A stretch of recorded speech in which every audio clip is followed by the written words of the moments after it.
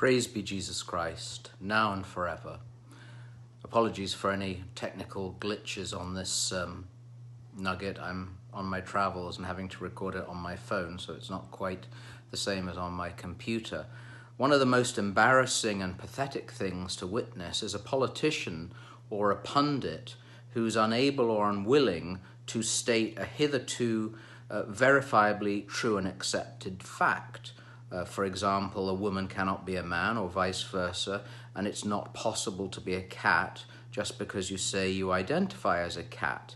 Sometimes it might appear comedic, on occasion it is, but in reality, the control and the falsification of speech, of words, is now both dangerous and insidious.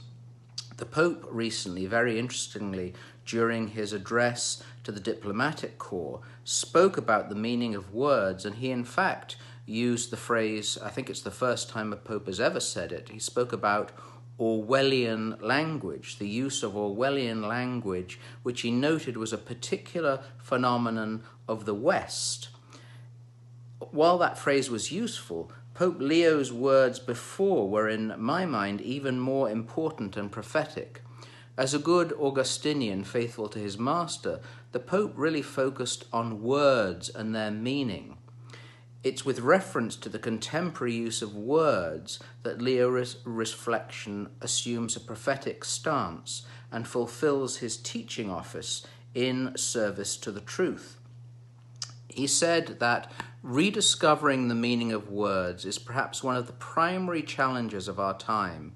When words lose their connection to reality, then reality itself becomes debatable. This is a description of the current state of the West.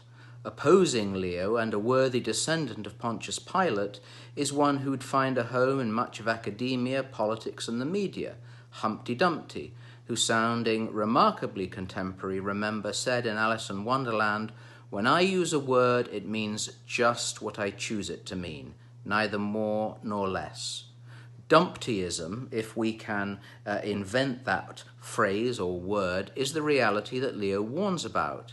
And he said that he wanted words to express distinct and clear realities unequivocally, calling the Church to go into battle against the falsification of reality.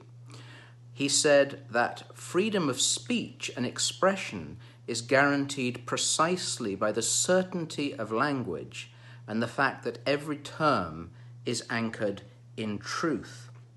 This primary challenge that the Pope is addressing is dependent and finds its origin in the Word, the eternal Logos, who became flesh and spoke the word of truth, which he promised would set us free, because he is truth itself. To be anchored in truth is to be anchored in reality, and it's truly a missionary work of the Church and the ship of Peter to provide that anchor in a sea of confusion.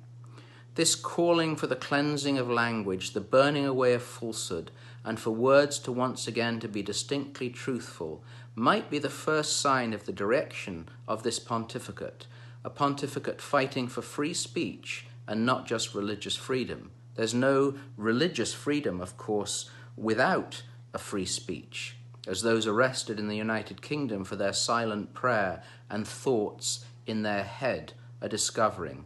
So these words of Pope Leo are ones to meditate on. Brethren, be sober, be vigilant, because your adversary the devil, like a roaring lion, walketh about, seeking whom he may devour.